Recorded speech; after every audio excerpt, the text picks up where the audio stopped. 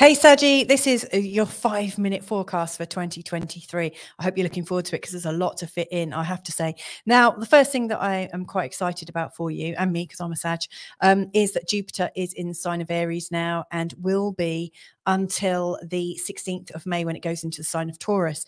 Now, from our perspective, because I'm one of you, it's impacting our 5th house about our creativity, our projects, our children, all the things we're really passionate about. Should have put children first, in fact. It could be a time to conceive for sure, and a time to have a greater sense of great goodwill with your children. It feels like children and all of our all the things we're responsible for, but that we've kind of birthed somehow. So it could be our pets, our hobby businesses and things like that.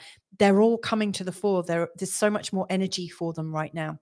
Now, from the 16th of May, when Jupiter goes into the sign of Taurus, then your working life is really under scrutiny. So it's like how you organize yourself. Things could get very busy very quickly, which is always quite a good thing, but it's time to get organized. Where you're not fully organized by mid-May, then Jupiter coming in could really inflame things. It could really bring so much more than you can handle.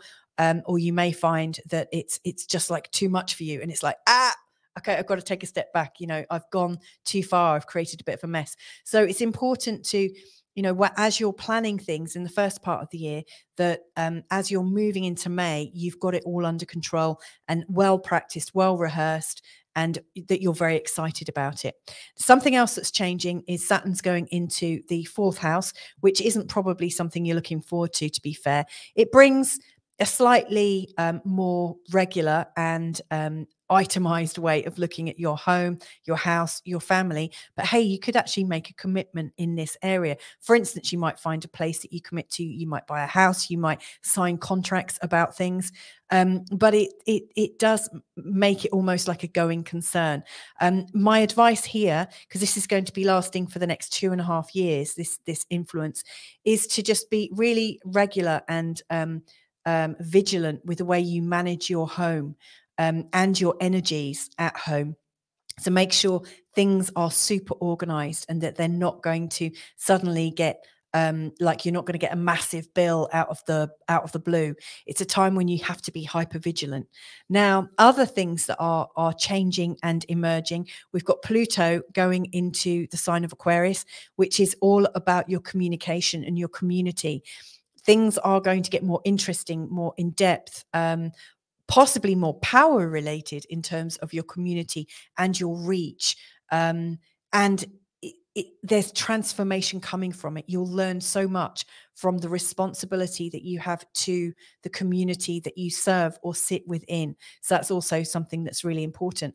Later on this year, as the North Node goes into the sign of Aries, that's mid-July, you've got this energy of birthing coming up.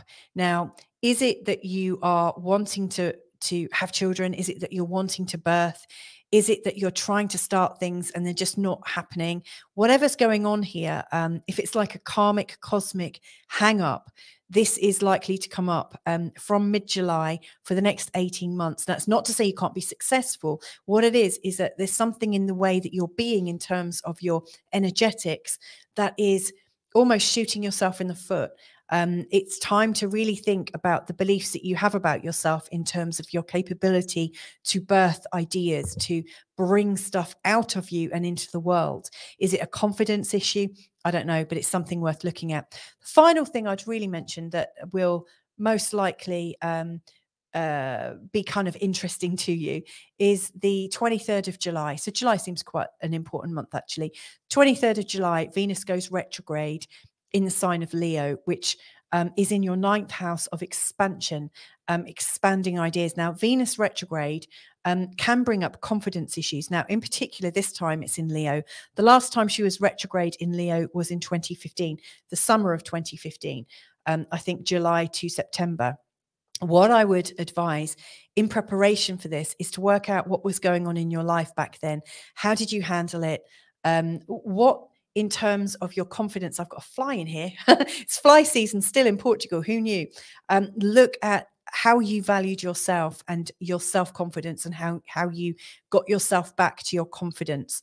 Because these issues will definitely come up around that time, in particular about things that you're repressing about yourself, because Venus retrograde is also in a conjunction with Black Moon Lilith. Anyway, Sagittarius, if that's helpful, let me know. If you want a reading, go to www.feelgoodastrology.com/store, or you could also just drop me an email. It's louisatannermunson@gmail.com. Bye for now. Take care. Mwah.